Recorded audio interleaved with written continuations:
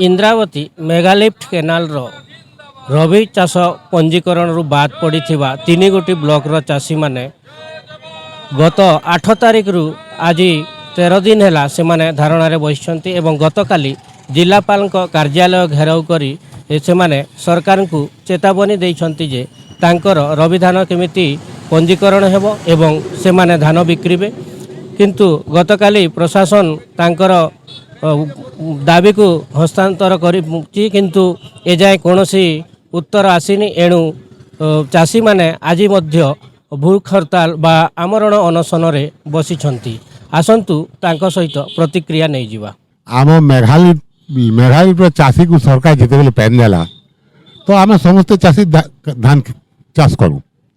धान चाषटा है जिते बेले धान चाष बिक्री चाषी को जिते बेले सरकार को आम अभियोग कलु सरकार आम अभियोग भी नहीं शुणला। अभियोग जिते बेले नहीं शुणला तो आम काଣା करमु तापर आम सरकार के लागी लागी लिखित आकार भी देलु लिखित भी सेटा भी नहीं शुणला। तापर आम 8 तारिख रु आंदोलन कलु दीर्घ 12 दिन सत्य भी सरकार करना गोचर हला नहीं। तापर गत 19 तारिख दिन आम जाकर भानीपाटना कलेक्टर ऑफिस भी घेर कलु तथापि सरकार कान टपला नहीं। तो तापर आम कौन करमु आम तो जिते बेले सरला तापर आम अनाहार अनशन नेबाको आम निष्पत्ति नेलु। देखन आम बारंबार दाबी सत्वे आमर कौन सुफल नहीं मिलबार आगे आम जिलापाल ऑफिस घेराव कलु तारपरे भी आम किसी खबर नहीं पे पार्लु किसी सुफल नहीं पे पार्लु। आज 9 घंटा समय आम समस्ते अनशन बसचु।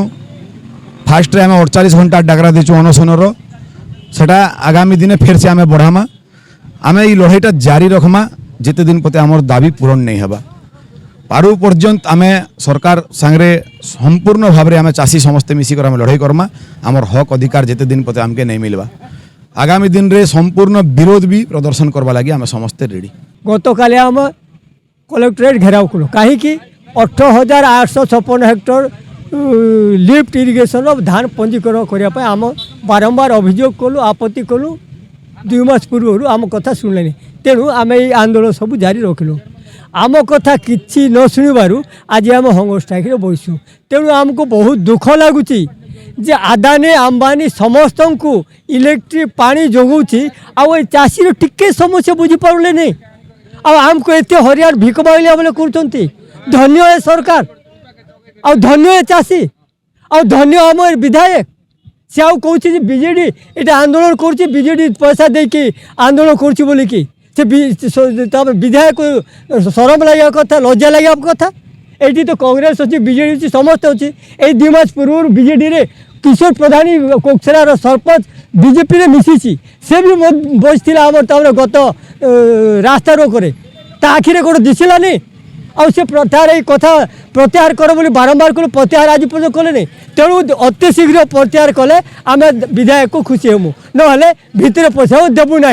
शुणुले चाषी मैंने कहूले कि यहीटा चाषी मानकर हक लड़ई आ कौन राजनैतिक दलर लड़ई नुह एणु समस्त चाषी हिसाब से देखु कौन राजनैतिक हिसाब से देखु ना बोली चाषी मैंने मत देउथिले एवं आपण शुणा पाउथिले वर्तमान पर्यंत यह 48 घंटा पर्यंत समय धार्य करा जाइछि। 48 घंटा भितर मध्य यदि प्रशासन न शुणती ताहले से माने आगामी दिन में यही अनशन को आहरी भी बढ़ाइबा पई चेतावनी देइछंती। तत्संगे संगे जदि